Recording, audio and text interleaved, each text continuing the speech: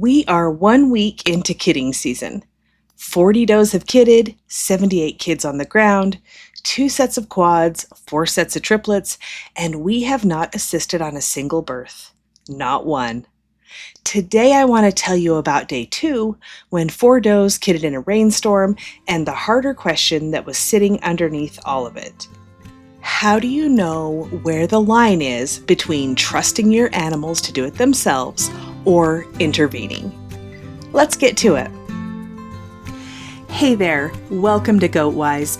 I'm Millie Bradshaw, animal scientist and rancher.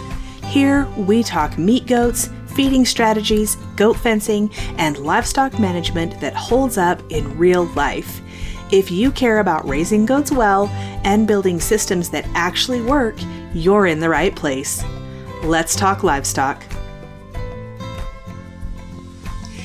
If this podcast has been useful, leave a review on Apple Podcasts. Scroll down to ratings and reviews, tap the stars, leave a few sentences. It helps more serious livestock producers find the show, and I read every one of them. And please go grab the free kidding due date chart at goatwise.com/kidding-chart.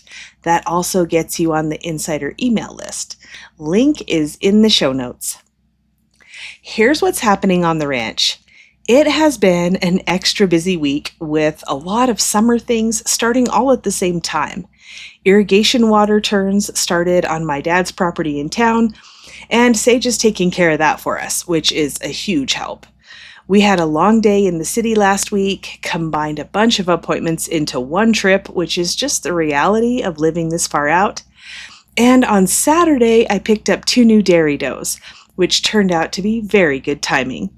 We've had a lot of triplets and quads this kidding season, so we have bottle babies, and having those dairy does on hand is going to be a real blessing. For the first time in probably a year, I wasn't able to get my Friday newsletter out last week. Things just stacked up. I'll remedy that this week. Kidding is going very well. We are right about halfway done in just the first week, and I'm excited to see how the second week turns out. I'll keep you posted.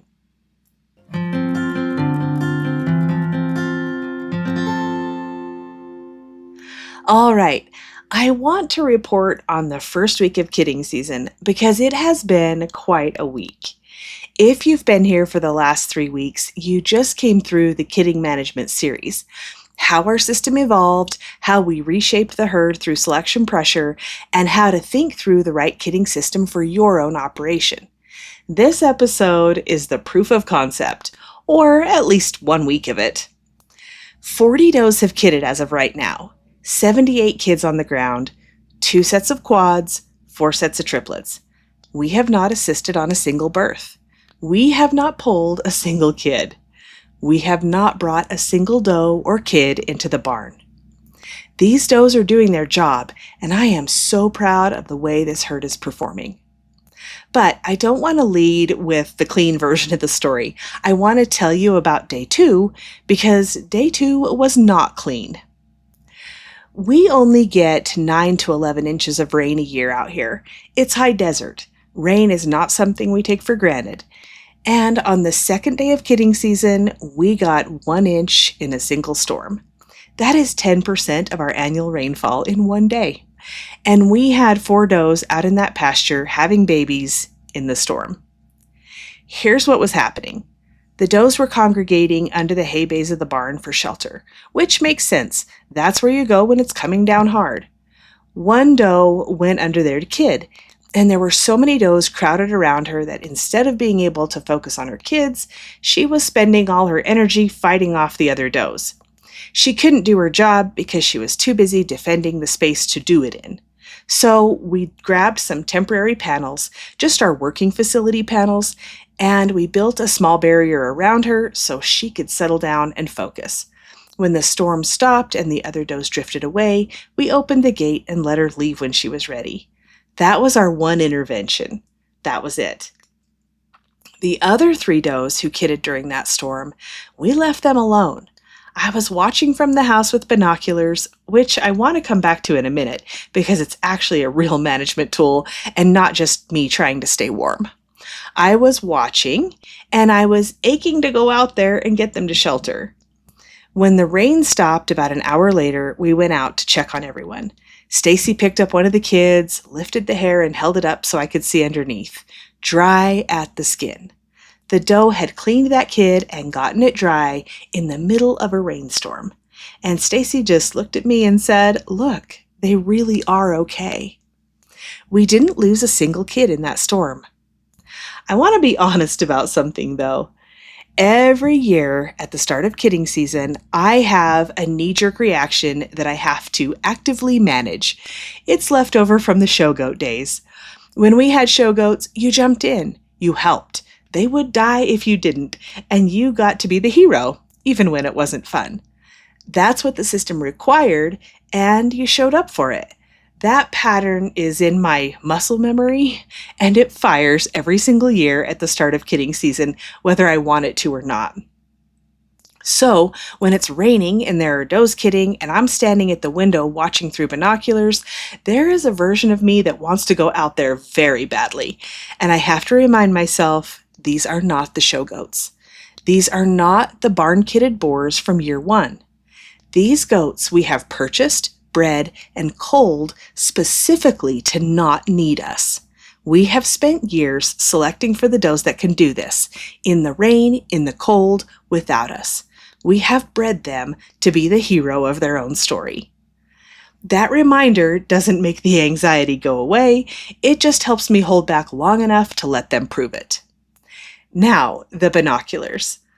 I use binoculars a lot during kidding season, and I think it's worth mentioning because it can change how you observe without disturbing. I do not want to walk up on a doe that has just kidded. She's focused on something important, and a human appearing in that moment is a stressor she doesn't need, especially if that human's dog happens to be following. From where our house sits in relation to the pasture, I can glass a good portion of 60 acres with binoculars. I can count kids, check that they're up and moving, and sometimes even read tag numbers. And if I don't need to go out there, I don't.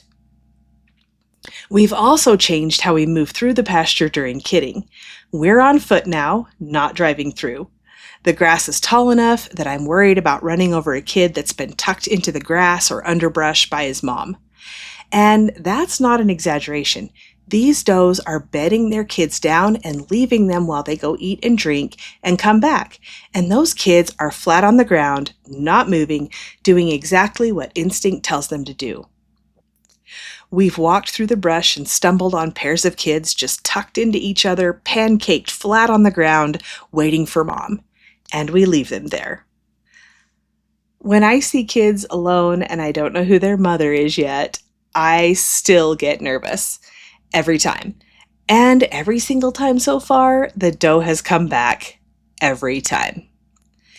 This is more natural bedding behavior than I have ever noticed before in our herd. The does with triplets and quads especially, you can't move 3 or 4 kids everywhere you go, so they place them and come back for them. It's really remarkable to watch. Now back to the harder question. How do you know where the line is? When do you intervene? I talked about over-intervention in episode 100, the urge to jump in and how doing too much can actually work against the long-term resilience of your herd. But that episode didn't fully answer that harder question underneath it, which is, where is the line between trusting your animals and stepping in to help? Because there is a line. We had one going into that storm. If the temperature had dropped below freezing with wet kids on the ground, we would have done something. I don't know exactly what. It would have depended on what we saw. But here's the complication that I want you to sit with for a second. With these goats, if you take a kid, even just to dry it off and bring it back, you risk the doe rejecting it. And now you have a bottle baby you didn't intend to make. The intervention itself has consequences. And sometimes allowing natural selection to take its course is the most honest thing you can do for the kind of herd you're trying to build. So the threshold isn't just temperature. It's also, what will this intervention cost, and is that cost worth it for this animal and for this herd? That's not a comfortable question, but it is the right one. I want to say something about the weight of this because I think it needs to be said out loud and not just glossed over. Most of us doing this work do not have a DVM degree. We are stewards of these animals, and we are making life and death decisions about them all the time. And when you make a wrong decision, and you will, that's hard. It's hard to own that a call you made cost an animal its life. Here's what I've come to understand about that, though. When you're new to this, you often don't even know you made a mistake. You don't have enough experience yet to trace the outcome back to your decision. But when you have years in, when you really know your animals and your system, that's when the wrong calls become painfully obvious.